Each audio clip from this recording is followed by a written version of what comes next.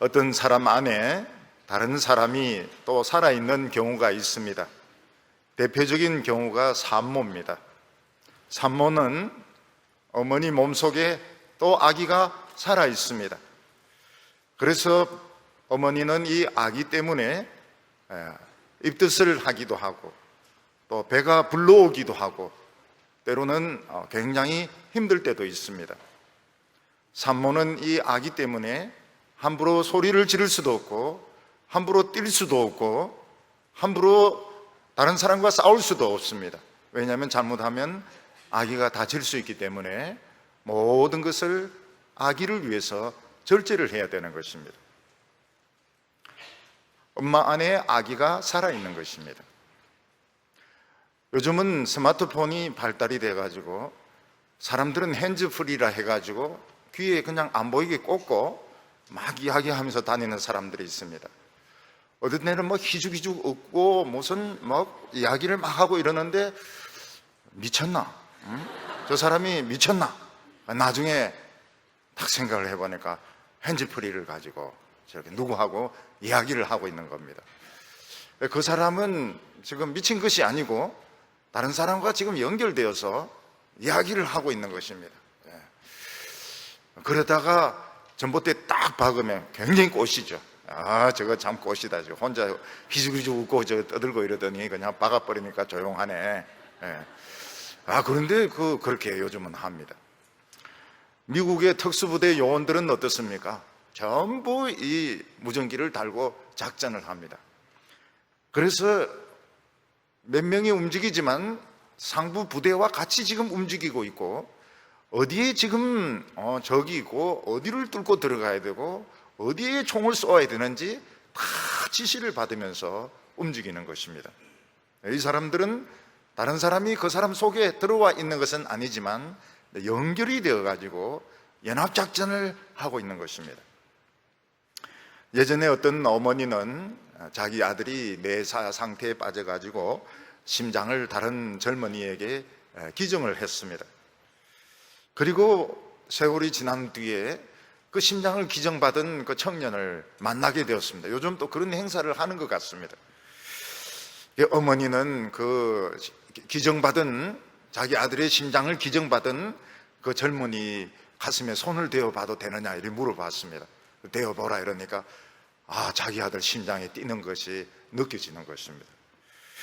이 어머니는 자기 아들이 죽었지만은 그래도 그 한 부분 그 심장이 아직까지도 지금 다른 사람의 몸속에서 뛰고 있다는 사실에 어머니는 굉장히 그 위로를 받고 눈물을 흘리면서 내 아들의 심장이 지금 뛰고 있구나. 지금 이 사람 속에는 딴 사람의 심장이 이제 뛰면서 그 사람을 살리고 있는 것입니다. 전에 한 번은 이런 그 심장 이식 수술 전문가 흉부외과 의사 선생님이죠. 분을 만나게 되었습니다. 그분은 천번의 이 이식 수술에 성공한 분입니다. 그래서 제가 물어봤습니다. 혹시 도둑놈 심장을 이식시키면 어떻게 되냐고. 그 사람 도둑질 하고 싶어요 시냐고 이랬더니 그분 집사님 아닙니까? 그 집사님이 목사님이 또 농담한다고 생각하지는 못하고 그럴 리가 있겠습니까? 뭐 그냥 심장은 다 심장이죠. 이렇게 이야기하는데 도둑놈 심장을 이식한다 해서 도둑놈이 되는 것은 아니라는 것입니다. 어떤 분이 병으로 죽게 되었는데 다른 분으로부터 뇌와 심장을 같이 이식을 받았다고 칩시다. 근데 돌아가신 그 분, 이 천재의 뇌를 이식을 받은 겁니다. 도둑놈이 심장을 이식받은 게 아니고요. 근데 그 뇌가 만약에 그럴 리는 없지만 막 작동을 해가지고 이 천재의 머리가 막 작동을 해가지고 시험을 치고 연구를 하고 이런다면 이 사람은 막 굉장히 그 천재 같은 이런 인생을 살게 될 것입니다. 예수님의 제자들은 예수님이 살아계실 때 예수님이 행하시는 그 기적을 보고서 예수님이 하나님의 아들이라는 것을 믿었습니다. 예수님의 그 가르치신 그 가르침이 복음이었습니다. 예수님이 죽었다가 살아나신 것을 보고 더욱더 예수님이 하나님의 아들인 것을 믿었습니다. 그런데 제자들은 그 십자가의 의미는 정확하게 잘 몰랐습니다. 예수님이 죽었다가 살아나신 것은 틀림이 없습니다. 위대한 승리지만 그 십자가가 나의 죄와 구약과 어떤 관계가 있는지 이 복잡한 것에 대해서 제자들은 잘 알지 못했습니다. 오히려 그것을 정확하게 이해를 한 사람이 있었는데 그 사람은 놀랍게도 사도 바울이었습니다. 사도 바울은 오늘 본문 갈라디아서 2장 27 여기서 그 십자가의 의미를 가장 정확하게 설명을 하고 있습니다. 그리고 이제 로마서에 가서는 이것을 더 상세하게 더 구체적으로 설명하는 것을 볼 수가 있습니다. 제자들은 예수님이 그냥 십자가에 못 박혀 죽었다, 성경대로 죽으셨고 성경대로 살아나셨고 예수님은 하나님의 아들이신 것이 틀림이 없다, 우리 다 봤다, 그런 정도로 이해를 하고 있었는데 사도 바울은 십자가는 그 이상의 의미가 있다는 것을 말을 했습니다. 그게 뭔가 하면 사람에 있어서 그 양심의 가치, 율법의 추적, 이게 얼마나 집요한지 모르는 것입니다. 사람들은 예수를 믿고 난 뒤에도 양심의 가책으로 괴로워할 때가 굉장히 많습니다.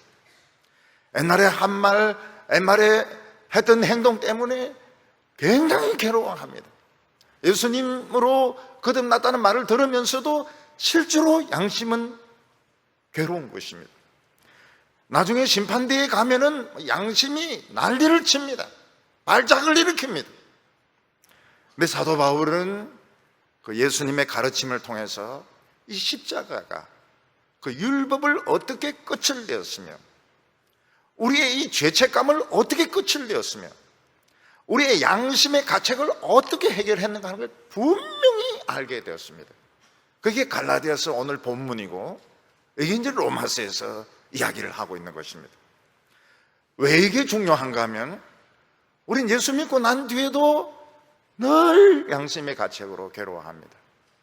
옛날에 지었던 부끄러운 죄들이 우리를 수치스럽게 만듭니다. 구원의 기쁨을 빼앗아갈 때가 많습니다.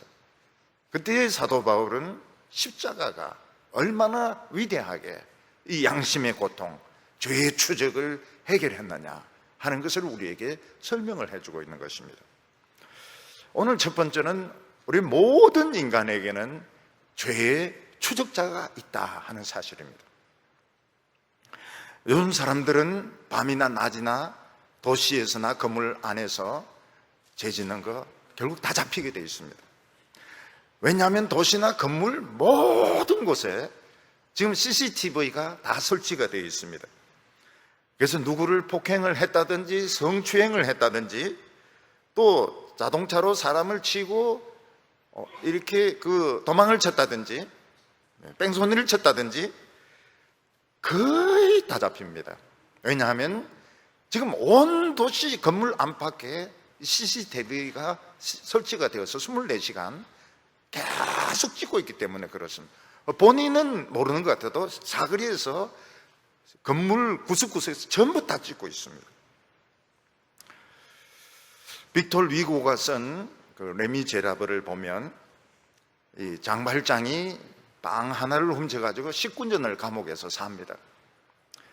그리고 이제 나와가지고 이제 회개하여서 이제 새 사람이 되는데 어떤 소년의 돈을 별로 생각 없이 뺐습니다.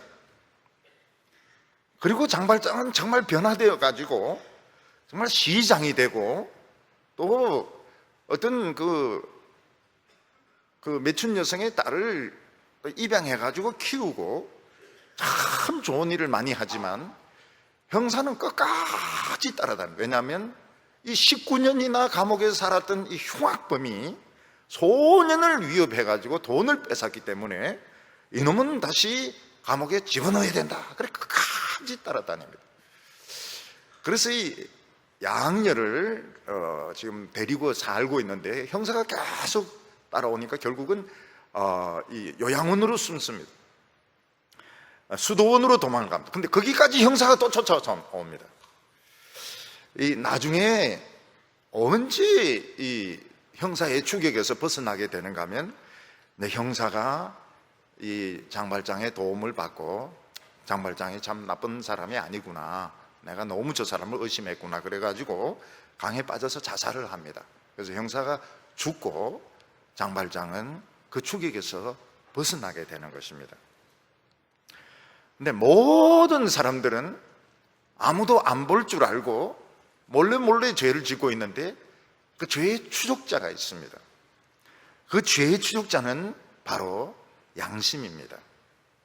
양심은 장발장에 나오는 이 자베르 형사보다 더 집요하고 더 무서운 추적자인데, 이 양심의 가책의 근거는 율법에 있습니다.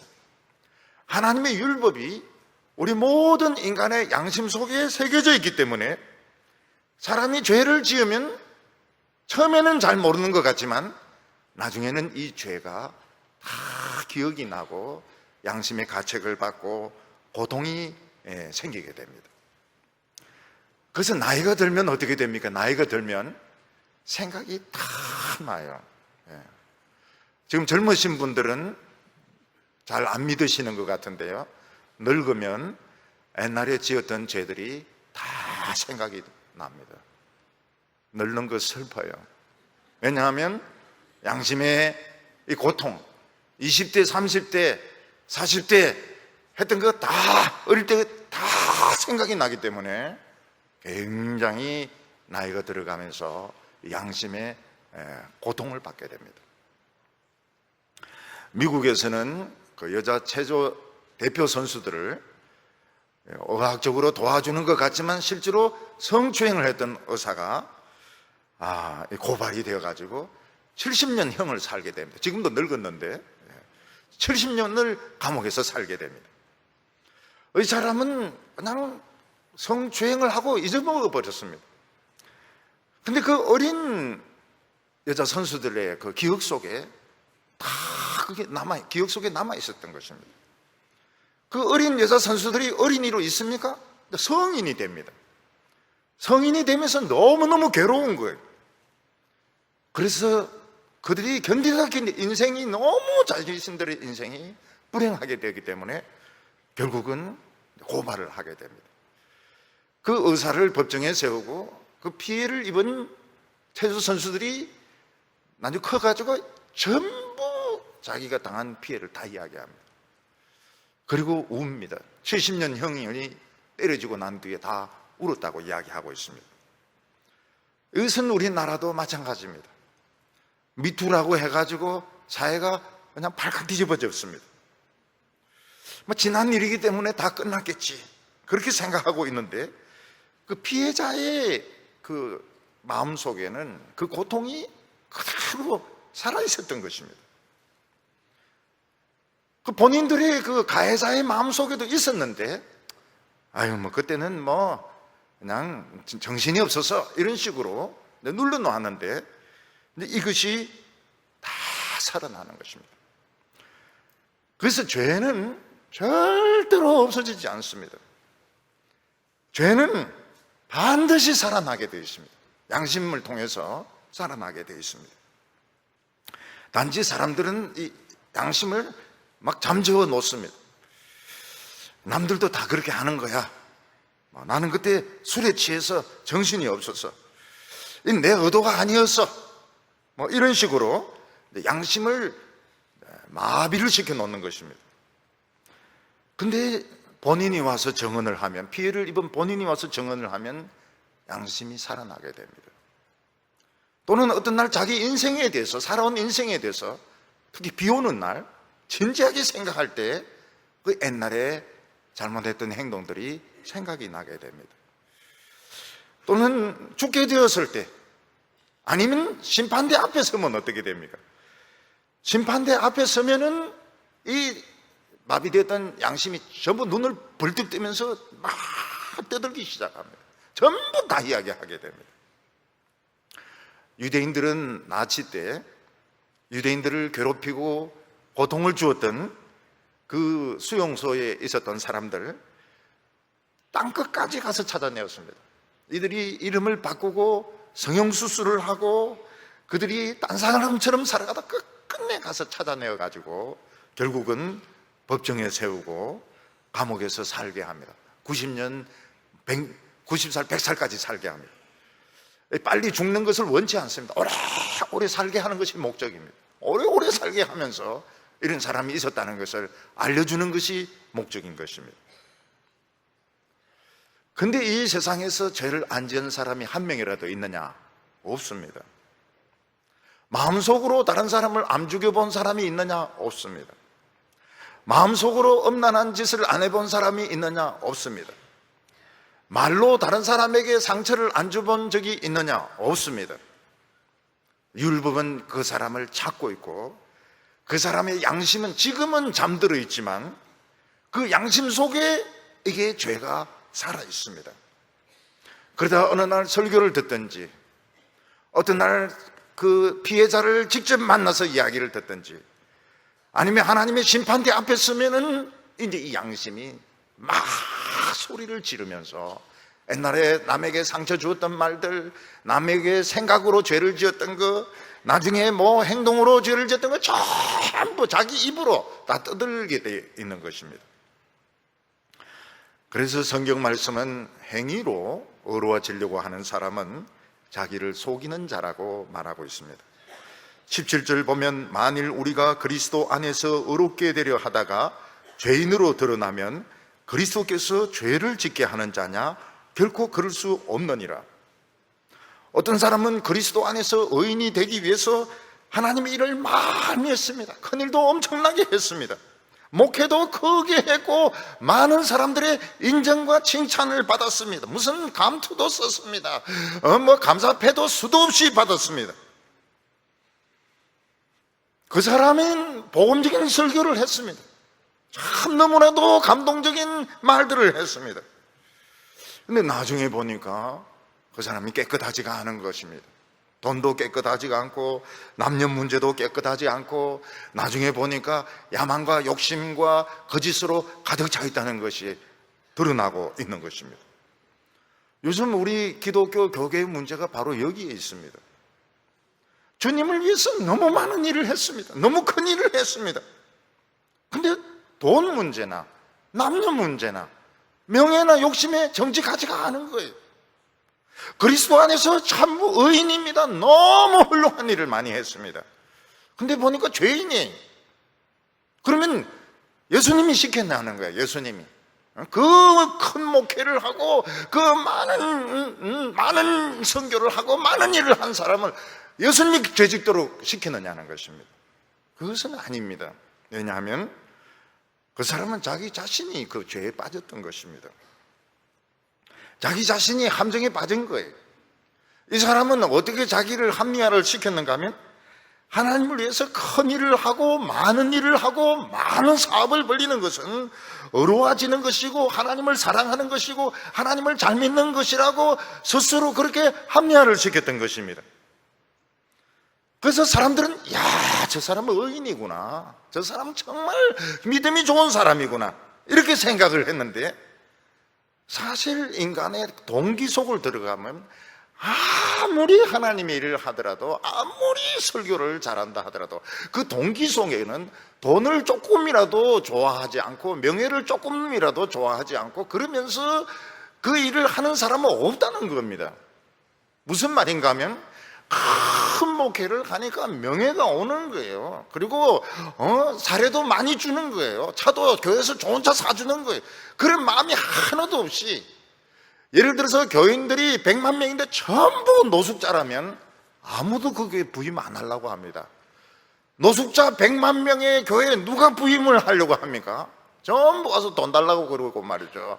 와서 땡깡 부리고 말이죠. 그러니까 내가 아무리 하나님을 위해서 이 몸을 바쳐서 열정을 바쳐서 한다고 하지만 마음속 깊은 곳에서는 돈 욕심, 명예 욕심, 또 다른 사람으로부터 인정받는 반대 거부 없이 진짜 순수하게 한때는 그럴 수 있을 겁니다. 젊어서 미쳤을 때는 그럴 때가 조금은 있을 줄 몰라요.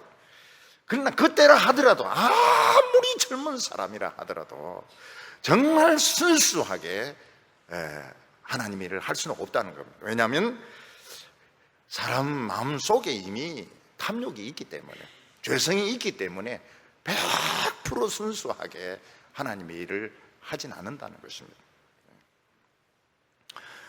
여러분, 이제 설교를 하면 이제 강사료를 받습니다. 처음에는 다 돌려주고 못 받게 하고 그러니까 굉장히 갈등이 생겨요.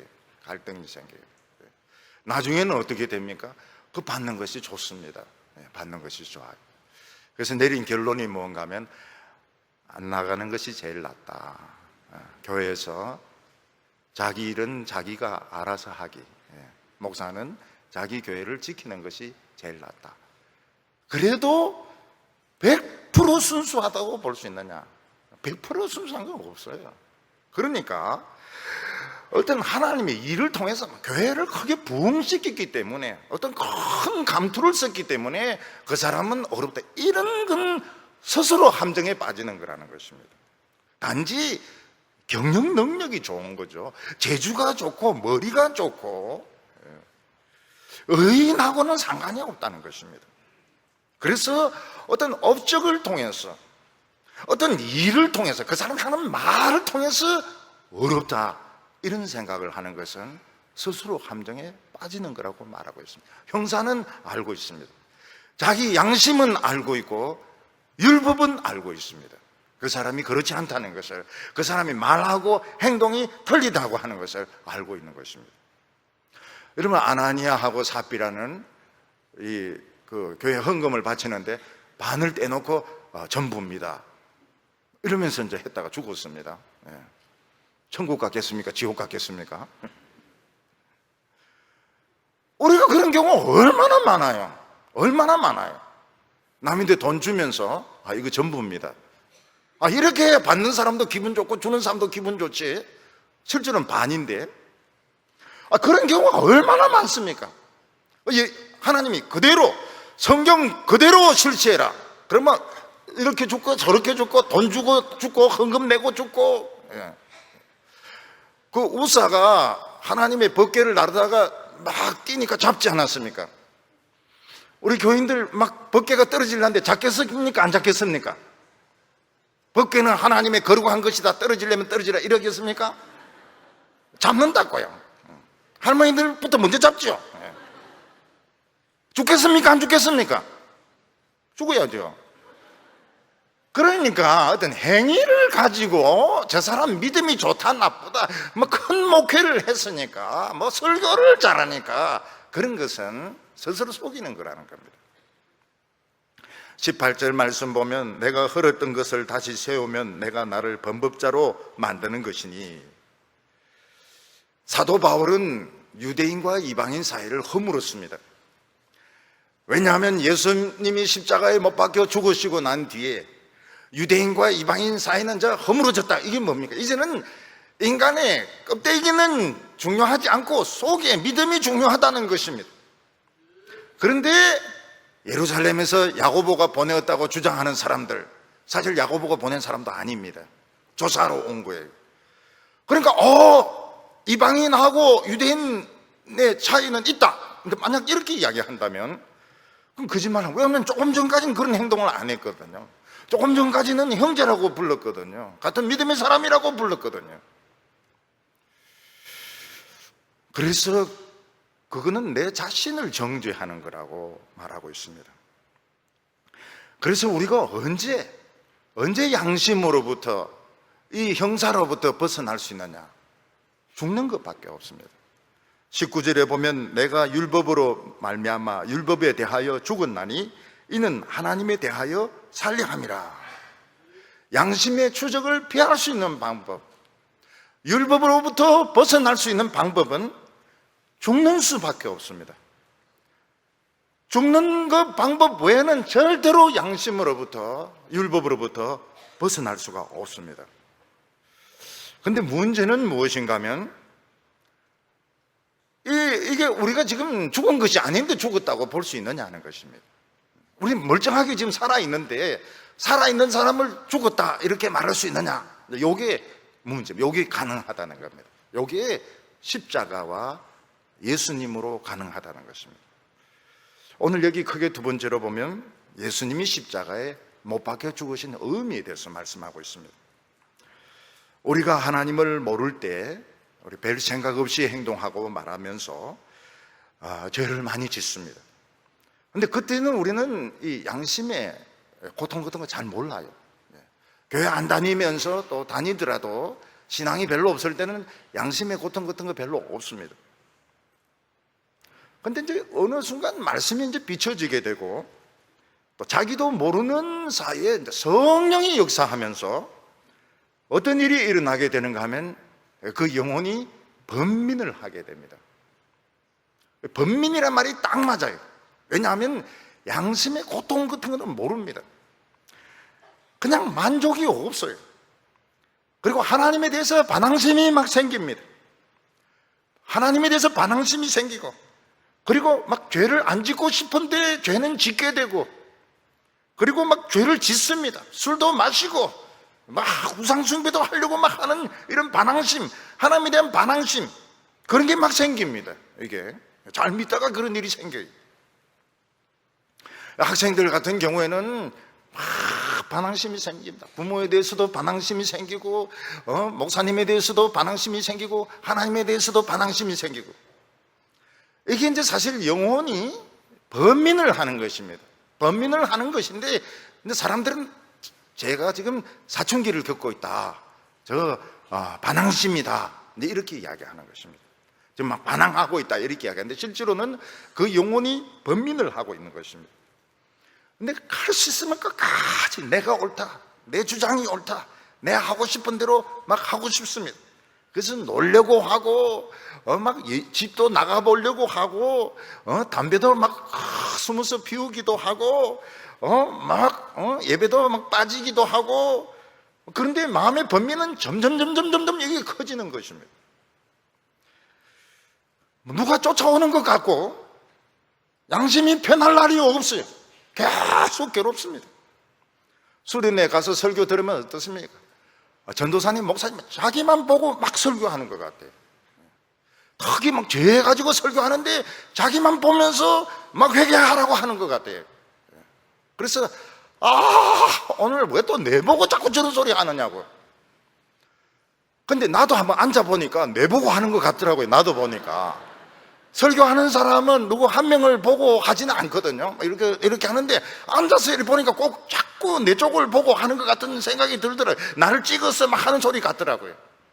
근데 어떤 때는 눈이 더 갈 때도 있어요. 또 왜 그럴까요? 안전기가 좀 크다든지, 그날 머리를 좀 많이 볶았다든지. 근데 이제 본인은 그렇게 생각해요. 본인은 자꾸 이제, 아니면 설교자 목이 좀 삐뚤어진 사람, 그러면 자꾸 이제 저쪽을 보면서 하는 겁니다. 근데 본인은 오늘만 나를 보고 자꾸 이제 설교를 한다고 이제 이렇게 생각을 해요. 저도 앉아보니까 그렇더라고요. 그래서 저는 저 뒤에 앉지 않습니다. 근데 뭐 또 뒤쪽을 보고 하는 것 같아요. 그래서 이게 괴로워, 공부도 안 되고, 엄마는 또 공부해라 그러는데 공부도 안 되고, 친구 만나도 헛소리입니다, 헛소리. 근데 특징이 뭔가 하면 종교적인 소리를 해요, 종교적인 소리를. 하나님에 대해서 원망하고 반박하고 있는데 자꾸 종교적인 이야기를 합니다. 남자들은 술 마시는데 술 마시러 가가지고 끝에 가서 결국 부른 노래가 뭔가 하면 내게 강 같은 평화 부르고 나옵니다. 그래 한번 가다 보면, 요즘은 또 그렇지도 않아요. 옛날에 보면 술집에서 내게 강 같은 평화 부르면서 막, 아이고 저것도 교회 다니는 것들이 또 다니다가 저것들 또 번민하고 있구나. 이제 그런 생각을 하게 됩니다. 그런데 견디다 못해가지고 그러기 상태에 빠지게 됩니다. 진짜 죽고 싶어요. 공부도 안 되고, 식욕도 없고, 살고 싶지도 않고, 교회 나오기도 싫고, 죽고 싶어요. 근데 옛날에 들었던 복음이 어느 날 딱 생각이 납니다. 그 복음에서 예수님께서 뭐라고 말씀하시는가 하면, 너가 지금 막 반항하고 대들고 엄마인데 소리 지르고 막 목사님인데 막 눈을 꼴치고 막 이러는데 그게 번민하고 있는 거야. 너가 죄 때문에 번민하고 있는 건데 그것 때문에 내가 죽었다. 너가 지금 고민하고 있는 것 때문에 내가 여기에 못이 박혔고, 너가 지금 막 반항하고 있는 그것 때문에 내 발에 못이 박혔고, 네가 막 술 마시고 막 토하고 하고 막 별짓 다 하는데 그것 때문에 내가 옆에 이 창에, 옆구리가 창에 찔렸다고 생각을 합니다. 나를 사랑해주는 사람이 있었을까? 물론 친구도 있고 어머니도 있고 이렇지만 나를 위해서 죽어준 사람은 없거든요. 어머니도 죽어줄 수는 없거든요. 예수님께서는 너가 지금 고민하고 있는 그것 때문에 내가 손과 발에 못 박히고 옆구리에 창에 찔렸다. 이제는 더 이상 너 힘으로 살려고 하지 말고 너 나를 믿으라. 너 논리를 믿으려고 하지 말고 너 의지를 믿으려고 하지 말고 너 이제 나를 믿으라. 그때 이제 무릎을 꿇습니다. 견딜 수가 없으니까요. 그러기 상태에 빠졌으니까요. 예수님, 나는 죄인입니다. 나는 위선자입니다. 나는 당신을 믿습니다.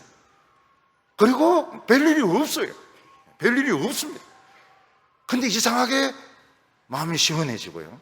마음이 시원해지고 이제 부모님도 밉지가 않고 이제 목사님도 그냥 목을 조르고 싶지도 않고요.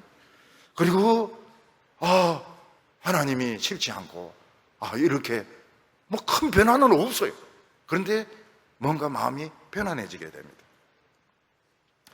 20절 상반절 보면 내가 그리스도와 함께 십자가에 못 박혔나니, 우리는 예수님과 함께 십자가에 못 박힌 적이 없습니다. 예수님과 함께 십자가에 못 박힌 사람은 양쪽에 있는 강도들이었습니다. 우리는 강도가 아닙니다. 우리는 그 옆에 있지도 않았습니다.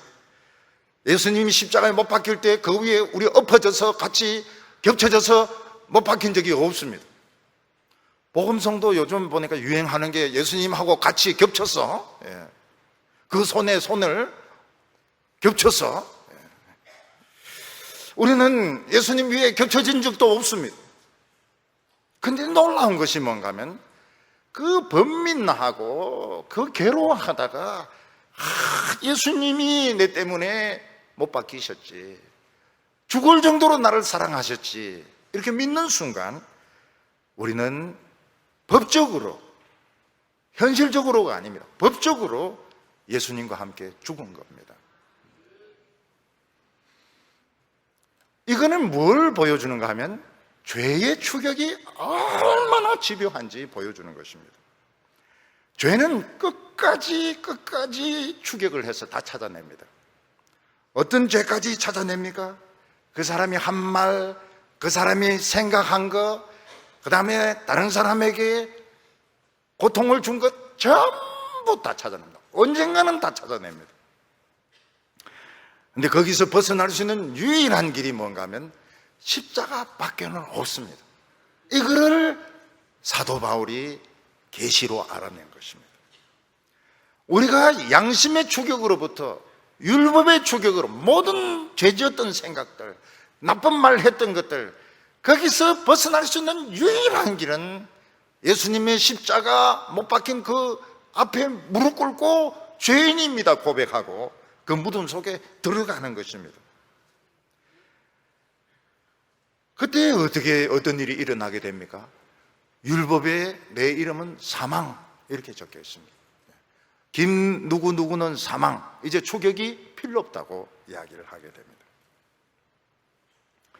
여러분, 이 십자가, 예수님이 십자가에 못 박혔고 내가 십자가 못 박힌 예수님 앞에 무릎 꿇고 죄인입니다. 두 손 두 발 다 드는 것, 그 외에는 절대로 죄에서 벗어날 수가 없습니다. 무슨 종교를 믿고 무슨 철학을 믿고 그것은 임시로 다 마취시켜 놓는 것입니다. 결국 죽을 때가 되었을 때, 심판대 앞에 섰을 때 전부 다 살아납니다.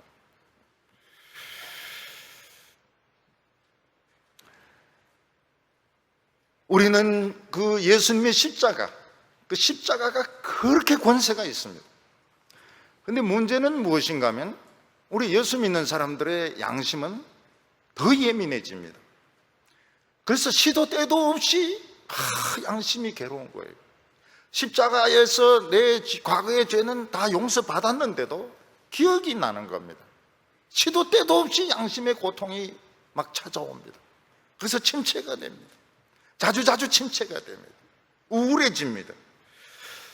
그러면 이 양심의 가책이 살아있는 것과 죄 용서는 어떻게 되느냐 하는 것입니다. 우리 예수 믿는 사람들은 양심이 굉장히 예민해집니다. 시도 때도 없이 양심의 가책을 받습니다. 이미 해결됐는데도 양심의 가책을 받습니다. 그러면 어떻게 해야 됩니까? 그러면은 또 회개하면 돼요. 생각나면 또 회개하고 또 회개하고, 그리고 로마서 읽고, 로마서 읽고, 그리고 양심아 너도 양심이 좀 있어야 되지. 어떻게 그래, 시도 때도 없이 성경에 다 해결됐다는데 왜 자꾸 나를 괴롭히냐고. 그런데 계속 생각이 납니다. 왜냐하면 그렇게 해야 조심을 하거든요. 조심 안 하면 또 죄짓습니다. 그래서 이 경찰 노릇을 하는 겁니다. 무엇으로 바뀝니까? 양심이 전에는 형사였는데 이제는 경찰로 바뀌는 겁니다. 이제는 죄 못 짓도록 하는 것이지 죄를 찾아내는 것은 아닙니다. 그래서 우리는 이 양심의 문제, 예수 믿고 난 뒤에 이 양심의 고통의 문제, 이거는 이 예민하구나. 그리고 이게 있어야 됩니다. 이게 그래서 잠깐만 누구를 조금 안 좋은 눈으로 딱 봐도 눈이 아프고 가슴이 아파요. 내가 이런 눈으로 보면 안 되는데. 욥은 뭐라고 하면, 내가 여자를 주목해서 봤습니까? 우리는 막 주목해서 보는 적이 얼마나 많습니까? 그때 양심이 아파야 됩니다. 이거는 형사가 아니고 경찰입니다. 경찰. 그렇게 하지 말라고. 자꾸 뚫어지게 바라보지 말고, 뚫어지게 바라보면 뚫어지게 되니까, 죄지게 되니까 하지 말라고.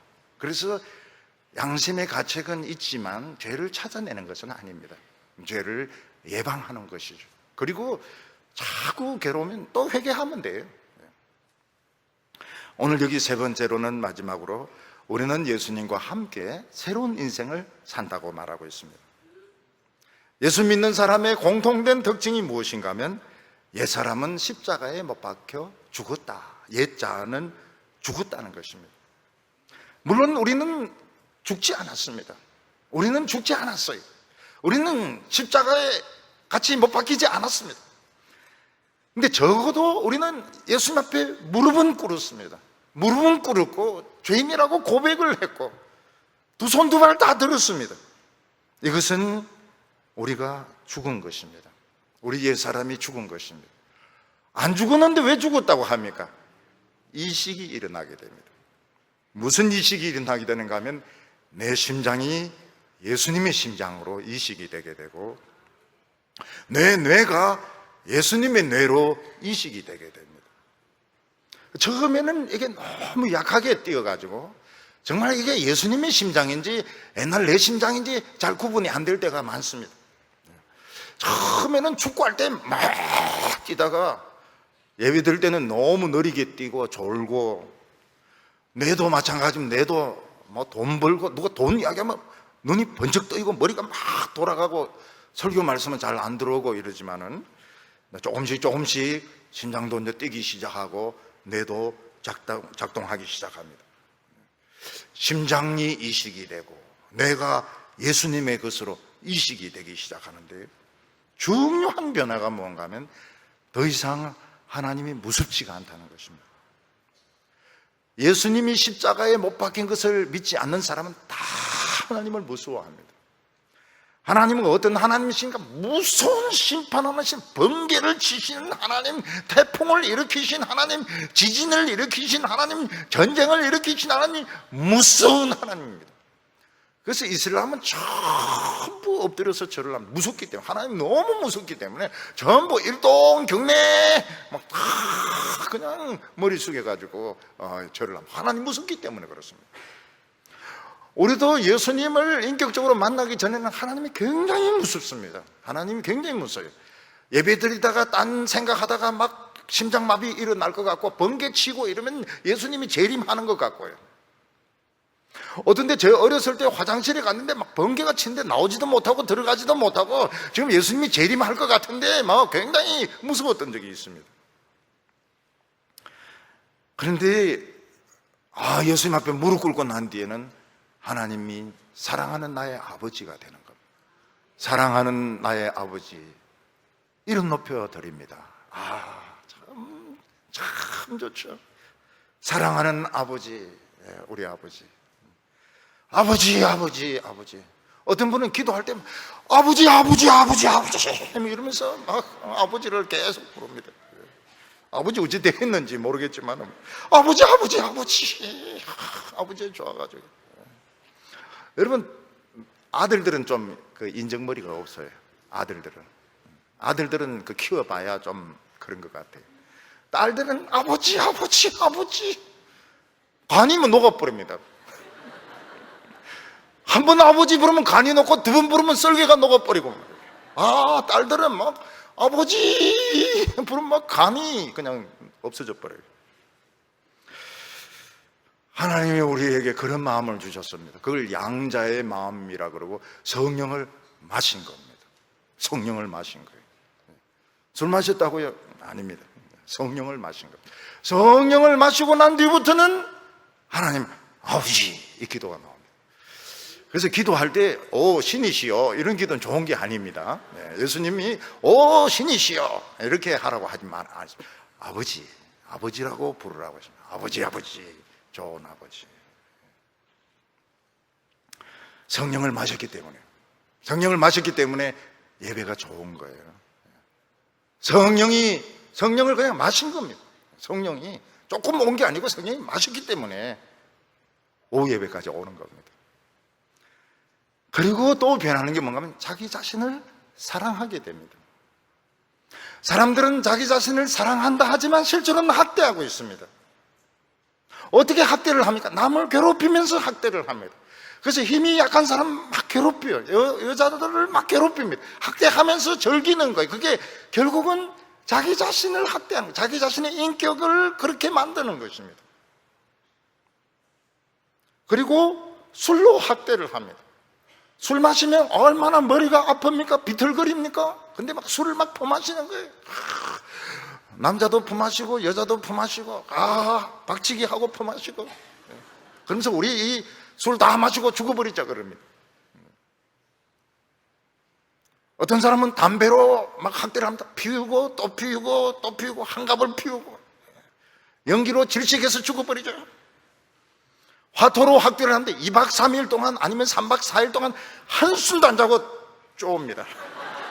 눈에 핏발이 써가지고 쪼옵니다. 그러니까 죽으려고요. 방은 지저분합니다. 옆에 짜장면 그릇, 그 옆에는 짬뽕 그릇, 그 다음에는 막 이불도 안 개고 담배, 잿더리 막 그 종이 위에 막 비비가 건 거. 목사님 그런 걸 상세하게 어떻게 잘합니까? 그게 이제 목회 준비하는 것이죠. 음란한 사진을 막 크게 붙여놓습니다. 크게. 여자 막 수영복 입은 거, 뭐 입다 만 거 이런 거 벽에다 막 반쯤 입은 거 이런 거 막 붙여놓고 삼삼해요. 그게 뭡니까? 자기를 그 학대를 하는 겁니다. 학대를. 여자들을 못 살게 굴고 어린이들을 못 살게 굴고 옆집 개를 발로 차고. 근데 하나님을 만나고 무릎 꿇고 난 뒤에는 자기를 사랑합니다. 술을 안 마셔요. 왜냐하면 맨정신이 좋으니까요.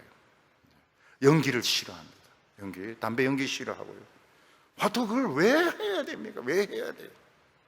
2박 3일 동안 이 짓을 왜 해야 돼요? 그리고 교회 오는 게 즐겁습니다.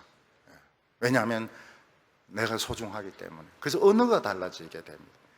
옛날에는 말을 할 때는 독이 있었습니다. 농담을 하는데 사람을 굉장히 괴롭게 하는 농담을 합니다. 근데 그렇게 하지 않아요. 진짜 사랑하는 이야기를 합니다. 아름다운 이야기를 합니다. 여기서 무슨 이야기를 합니까? 내 안에 예수님이 살아계신다는 겁니다. 예수님의 양심이 살아있습니다. 양심의 뇌가 살아있습니다. 이게 작동을 하는 거예요. 그래서 기독교는 사상이 아닙니다. 공부가 아닙니다. 공부하지 마세요. 기독교에 대해서 공부하지 마세요. 단계를 밟지 마세요. 기독교는 뭡니까? 심장입니다. 심장이 뛰는 겁니다. 심장이 뛰는 것이고 뇌가 작동을 하는 것이고 양심이 살아나는 것이지 공부가 아니에요. 공부가 아니고 어떤 계단을 밟는 것이 아니고 어떤 고수를 밟는 게 아닙니다. 이거는 이 심장이 뛰는 거는 심장, 이 의학적인 겁니다. 의학적인 거예요. 그 이식 수술이고, 심장 이식 수술이고, 이게 살아나는 것이지, 공부가 아니에요. 공부가 아니에요. 그래서 우리 교회는 요절 하나도 안 해와도, 우리 뭐라 안 합니다. 상도 안 주지만 뭐라 하지도 않습니다. 성경 안 읽어도 뭐라 안 합니다. 읽으면 상 줘야 됩니다. 상 줘야 됩니다. 의무적으로 상 줘야 됩니다. 할 수 없이 줘야 되는 겁니다. 내 안에 뭐가 살아 있습니다. 그분이 이야기를 해요. 그분이 이야기를, 아름다운 이야기를. 그전엔 자기 이야기를 많이 했습니다. 개똥철학 이야기 엄청나게 했습니다. 나중에 알고 보니까 하나도 쓸모없어요. 회의 같은 거 할 때 제일 꼴보기 싫은 사람이 앞에 마이크 잡고 막 줄줄이 이야기하는 인간들, 제일 꼴보기 싫어요. 그거는 예수님의 이야기가 아닙니다. 자기 개똥철학이죠. 참 듣기 싫은데 자기만 모릅니다. 왜냐하면 귀신이 들렸거든요. 마이크 귀신이 들려가지고 그렇게 하는 겁니다. 제 아내는 저에게 단도직입적으로 이야기합니다. 70 넘으면 절대로 마이크 앞에 서지 말라고. 그 소리 하기 때문에. 너무 그래 이야기하면 안 되죠. 그래도 부부인데 너무 그렇게 심하게 70으로 딱 자르면 안 되죠. 72살이나 뭐 이렇게 자르든지. 근데 실제로 쭉 이야기하는데 굉장히 길게 이야기해요. 이 절제가 안 돼. 자기는 그리고 짧게 이야기했다고 이야기합니다. 내 안에 계신 분이 이야기를 합니다. 나에게 이야기를 합니다. 내 안에 계신 분이 속상해야 합니다. 어떤 데 속상해요. 내가 좀 더 잘했으면 좋았을 것 같은데. 자원 속상해 하세요. 우리에 대해서 기대를 가지고 있기 때문에. 어떤 데는 힘을 주기도 합니다. 격려를 하기도 합니다. 처음에는 우리 안에 있는 예수가 작았습니다. 아주 작았어요. 심장도 굉장히 느리게 뛰었습니다. 나중에는 심장도 점점 빨리 뛰고 뇌도 점점 활발하게 움직이고 나중에는 커지게 됩니다. 그래서 하나님이 쓰시는 사람을 조사를 해봤습니다. 그랬더니 공통된 특징이 뭔가 하면 천재고 거물이란 겁니다. 하나님이 쓰시는 사람은 다 천재로 만들어서 쓰는 것을 봤습니다. 천재예요. 어거스틴 천재입니다. 거물급이에요. 마틴 루터 천재입니다. 거물급입니다. 존 칼빈 천재입니다. 다른 사람 다 이야기를 해요. 칼빈은 천재라고. 그리고 거물급 아닙니까? 핸델 천재입니다. 어떻게 그 찬송가 구절을 올라갔다 내려갔다 이렇게 하면서 천재입니다. 천재. 지금도 듣고 있습니다. 지금도 또 듣고 있습니다. 영어로 또 듣고 천재입니다. 들으면서 천재예요. 핸델은 천재예요. 마틴 로이드 존스 천재입니다. 존 스펄전 천재입니다. 거인입니다. 키는 좀 작지만 거인입니다.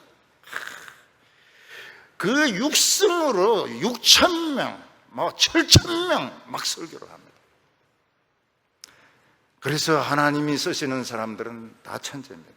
다 천재고 다 거인들입니다.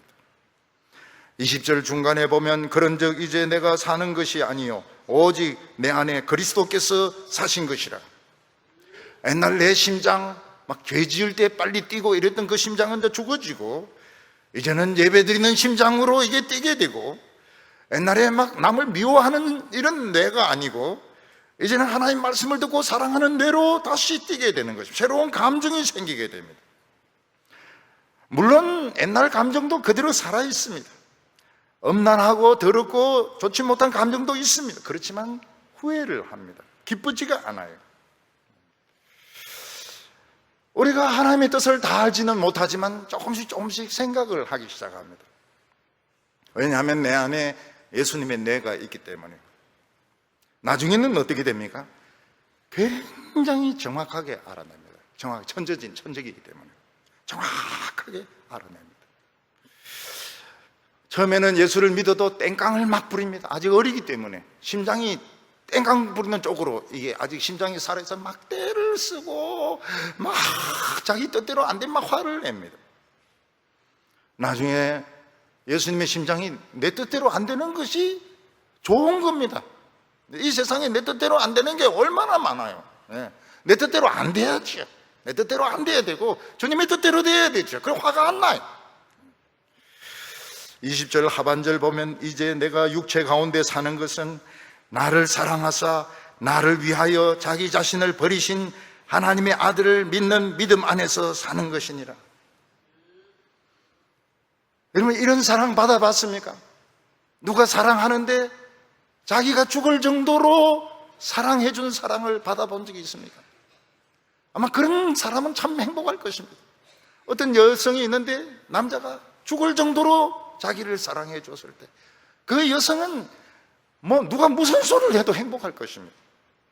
어떤 남자분이 계신데 아내가 자기가 죽을 정도로 사랑해 주었을 때 다른 여자는 눈에 들어오지 않을 겁니다. 너무너무 행복하기 때문에.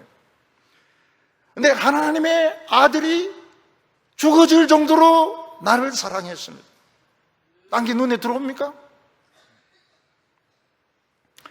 물론 우리는 예수를 만나고 나서도 공부도 하고 직장 생활도 하고 놀러도 다니고 그렇게 해야 됩니다. 그렇지만 마음속에 자꾸 이제 갈등이 생깁니다. 옛날에는 세상이 재미있었는데 이제 재미가 없는 거예요. 옛날에는 막 사람들하고 어울려서 막 이야기하고 이러면 기뻤는데 이제는 자꾸 기도하고 싶은 거예요. 그래서 단기 선교를 가서 고생을 하고 뭐라고 말해요? 참 좋았더라 그렇게 이야기합니다. 단기 선교 딴 사람인데 물어보면 아이고 그 천하 이거 못 갈 때라고 그렇게 덥고 막 씻기도 그렇고 이런데 너무 좋았더라는 것입니다. 왜냐하면 그 안에 예수님의 심장이 뛰기 때문에 예수님의 뇌가 움직이기 때문에 그런 것입니다. 옛날에는 세상에서 한 자리 하는 것을 성공이라고 생각했습니다. 근데 예수 믿고 나서는 그 한 자리가 그게 뭡니까? 한 자리. 한 자리가 뭐고 학벌이 뭐가 대단하고 돈이 뭐가 대단합니까? 그게 뭐가 대단해요? 내 속에 지금 새 심장이 있고 내 속에 새로운 뇌가 있는데 그 명예가 그게 뭐가 그래 대단할까요? 명예가 뭐가 대단하고 돈이 뭐가 대단하고 학벌이 그게 뭐가 대단할까요? 우리나라에 참 유명했고 참 영향력을 미쳤던 그런 종들이 돈 욕심을 버리고 명예 욕심을 버렸더라면 얼마나 큰 인물이 될 수 있었을까요? 근데 그분들은 큰 인물이 아니었던 겁니다. 명성만 컸지 실제로 큰 인물이 아니었던, 졸렬한 사람이었던 것입니다. 그래서 돈을 떨쳐버리지 못하고 명예를 떨쳐버리지 못하고 욕심을 떨쳐버리지 못했던 것입니다. 더 이상 돈은 중요하지 않습니다. 명예도 이게 다 액세서리니까요. 속사람, 내 속사람, 하나님의 아들이 죽어줄 정도로 사랑한 내 자신이 얼마나 대단합니까? 내 속에 하나님의 심장이, 예수님의 심장이 뛰고 있다는 게 얼마나 대단합니까? 내 뇌가 하나님의 뇌라는 것이 얼마나 대단합니까? 내가 이 세상에 살아있는 동안 어떻게 하면 정말 예수님을 위해서, 다른 영혼을 위해서 뭔가 할 수 있을까? 그래서 여름 성경학교 봉사를 합니다. 알바나 또 다른 무슨 도서관에 가서 공부하는 거 부럽지 않아요. 그냥 성경학교 하면서 애들하고 같이 막 성경 공부하고 너무 재미가 있습니다. 공부는 또 하면 되니까요. 공부는 또 하면 되니까요. 여러분, 선교 기도회 우리 교회에서 지금 계속 하고 있는데 옛날에 저는요 저 연대 옆에 두란노가 그때는 연대 옆에 있었습니다. 그까지 갔어요. 선교사님들 위해서 기도하려고. 거기까지 얼마나 먼지 몰라요. 거기까지 가가지고 거기서 또 기도하고 오고 뭐 어느 선교든지 상관이 없습니다. 선교사님 위해서 기도하는 건 너무너무 하고 싶었던 일이니까요. 선교사님의 구두를 한평생 닦으면서 살고 싶었습니다. 그때 제가 원했던 것은 선교사님들은 너무 위대하기 때문에 나는 그 구두만 닦으면서 살아도 좋겠다, 그렇게 생각을 했습니다. 여러분, 누구로부터 사랑받는다는 것 참 행복한 것입니다. 누구로부터 신뢰받고 있다는 것 참 행복한 것입니다. 우리가 모여서 하나님의 말씀을 듣고 주님을 찬송하고 기도하고 금식할 때에 부흥이 일어납니다. 부흥이 일어날 때 하나님과 우리는 하나가 됩니다. 아들을 보내주셨던 하나님, 삼위일체 하나님, 그 하나님과 예배 시간에 하나가 됩니다. 우리가 공중에 끌려 올라가는 것 같아요. 21절에 보면 내가 하나님의 은혜를 패하지 아니하노니, 우리의 인생은 다 하나님의 은혜입니다. 우리가 정상적으로 생각하면 우리 굶어 죽어야 됩니다. 이 세상에 적응을 못하니까 굶어 죽어야 됩니다. 근데 우리는 살아 있습니다. 유명하게 되었습니다. 하나님이 돈도 막 주세요. 돈도 주시고 유명하게 해주시고 공부도 하게 해주시고, 그래서 우리는 은혜입니다. 모든 것이 은혜입니다. 우리는 내 속에 있는 예수님의 심장으로, 예수님의 내로 살다가 보니까 굶어 죽을 것 같은데 더 잘 됐어요. 사업도 더 잘 되고 공부도 더 잘 되고. 여러분, 은혜 받고 나서 그 학생들 보세요. 공부 굉장히 잘합니다. 공부를 굉장히 잘해요. 왜냐하면 뭐 때문에? 천재니까요. 천재니까요. 천재기 때문에 세상에 먹고 사는 거 걱정하지 않습니다. 워낙 천재기 때문에 먹고 사는 거 다 눈에 보여요. 그런데 안 합니다. 그 길로 안 가. 시간이 아까워가지고. 시간이 아까워요. 죽을 걸 생각하니까 시간이 아까워가지고 그런 길로 가지 않습니다. 천재기 때문에 결혼 잘 될까요? 안 될까요? 잘 될 것 같은데 잘 안 돼. 왜냐면 너무 수준 차이가 많이 나가지고 돌대가리 하고 하려고 하니까 힘든 겁니다. 그럼 할 수 없죠. 우리는 지금 누구의 인생을 살고 있습니까? 예수님의 인생을 살고 있고 하나님의 인생을 살고 있고, 껍데기는 내지만 내 안에 있는 심장과 내 속에 있는 내는 예수님입니다. 어떻게 살아야 될지 우리는 고민이 굉장히 많아요. 어떻게 살아야 될지, 이 시간을 어떻게 보내야 될지. 예배 드리는 것은 참 좋은데 그 다음에는 어떻게 해야 될지. 껍데기는 내지만 안에는 예수님이 계신데 어느 게 더 진짜일까요? 껍데기 내가 더 진짜일까요? 안에는 예수님이 진짜일까요? 처음에는 내가 진짜인 것 같은데 나중에는 예수님이 이제 진짜로 변하게 됩니다. 막 세상 길 가려고 하면 안에 있는 예수님이 가지마 뭐 막 하려고 하면 하지마. 결국은 예수님이 더 진짜가 되는 겁니다. 예수님의 인생을 산 사람에게 자랑이 있을까요? 자랑이 없습니다. 왜냐하면 우리가 한 게 아무것도 없으니까요. 저는 제가 한 게 아무것도 없습니다. 우리 교회 아마 앞으로 교인들이 다 할 겁니다. 목사님 아무것도 안 했다고. 왜 그렇습니까? 예수님이 한 거니까. 아무것도 한 게 없죠. 예수님은 헛되이 죽지 아니하셨습니다. 우리에게 심장이 뛰게 하시고 우리에게 생각을 주셨습니다. 예수님이 안에 살아계십니다. 우리 안에 있는 예수님을 사랑하시기 바랍니다. 심장이식과 뇌이식에 성공한 여러분들 축하드립니다. 예수님의 멋진 인생을 사는 우리 성도님들 되시기 바랍니다. 기도드리겠습니다. 거룩하신 하나님 아버지, 우리를 사랑하여 주셔서 감사합니다. 하나님의 아들이 죽어줄 정도로 우리를 그렇게 대단하게 생각하시는 줄 우리는 몰랐습니다. 하나님 아버지, 우리 안에 예수님의 심장이 뛰게 하시고 예수님의 내가 살아서 움직이게 하여 주셔서 우리의 모든 일거수일투족 어느 행실이 아름답게 하여 주시옵소서. 예수님의 이름으로 기도하옵나이다.